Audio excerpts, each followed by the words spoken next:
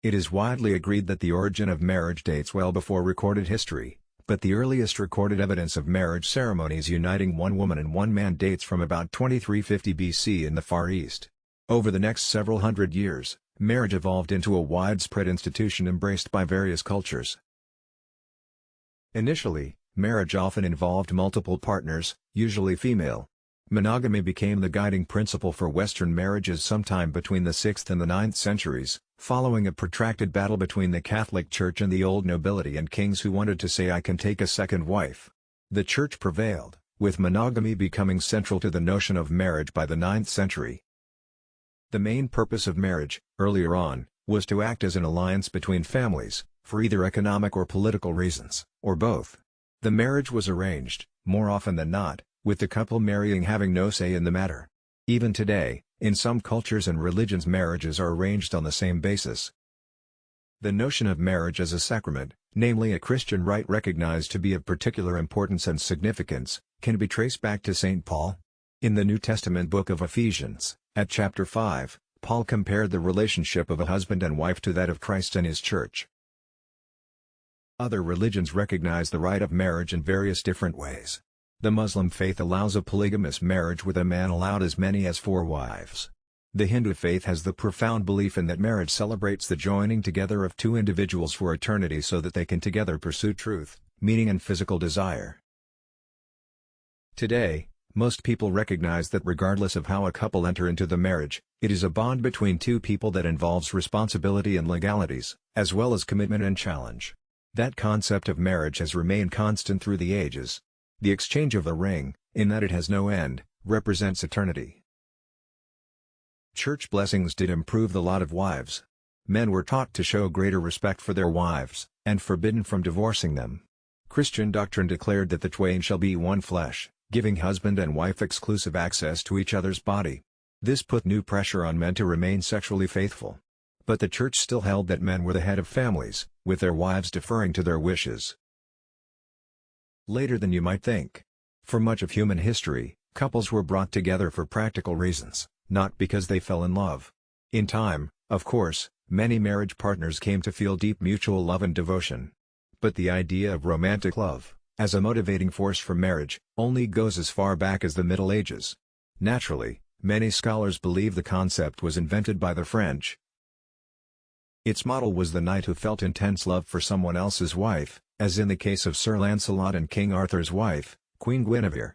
12th century advice literature told men to woo the object of their desire by praising her eyes, hair, and lips.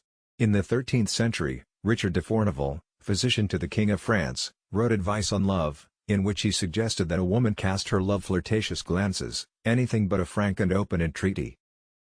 Marilyn Yalom, a Stanford historian and author of A History of the Wife, credits the concept of romantic love with giving women greater leverage in what had been a largely pragmatic transaction.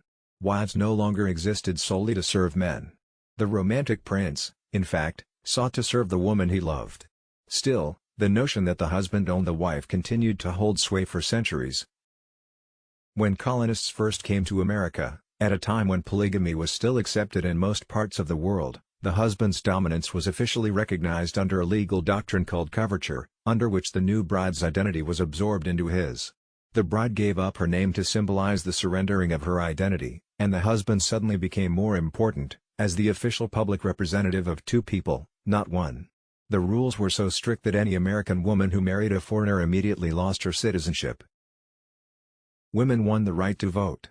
When that happened, in 1920, the institution of marriage began a dramatic transformation.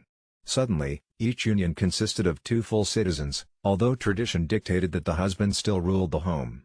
By the late 1960s, state laws forbidding interracial marriage had been thrown out, and the last states had dropped laws against the use of birth control.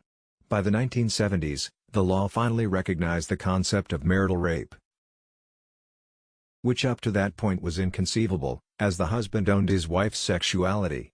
The idea that marriage is a private relationship for the fulfillment of 2 individuals is really very new, said historian Stephanie Coontz, author of The Way We Never Were, American Families and the Nostalgia Trap. Within the past 40 years, marriage has changed more than in the last 5,000. Gay marriage is rare in history, but not unknown. The Roman Emperor Nero, who ruled from AD 54 to 68, twice married men in formal wedding ceremonies, and forced the imperial court to treat them as his wives. In 2nd and 3rd century Rome, homosexual weddings became common enough that it worried the social commentator Juvenal, says Marilyn Yalom in A History of the Wife. "Look, a man of family and fortune, being wed to a man." Juvenal wrote. "Such things, before we're very much older, will be done in public." He mocked such unions, saying that male brides would never be able to hold their husbands by having a baby. The Romans outlawed formal homosexual unions in the year 342. But Yale history professor John Boswell says he's found scattered evidence of homosexual unions after that time, including some that were recognized by Catholic and Greek Orthodox churches. In one 13th-century Greek Orthodox ceremony,